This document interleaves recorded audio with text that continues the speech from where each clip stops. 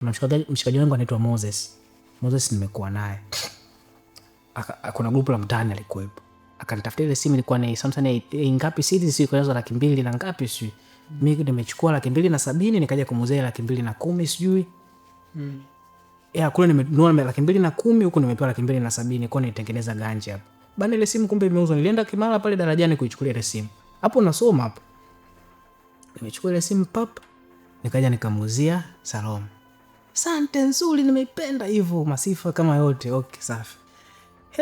Tumekaa kama siku 3-4. Nashangaa natafutwa na Salome. Salome, uko wapi? Naambia niko kafetini hapa nakula. Nataka nije. Kwani uwezo kuongea kwenye simu? Kumbe amebananishwa na mapolisi huko, mimi sijui. Njoo mimi na amani tu na furaha. Sinajua Salome mwanangu. Kafika pale, nashangaa tu ananibeba, twende. Sijamaliza atakula. Sasa nimepanic. Nimpigie baba mdogo. Baba mdogo wangu sinikwambia daktari yuko pale. Ukianza kuleta shida kubwa ndo tutafanya mambo makubwa. Wewe twende tu, issue ndogo.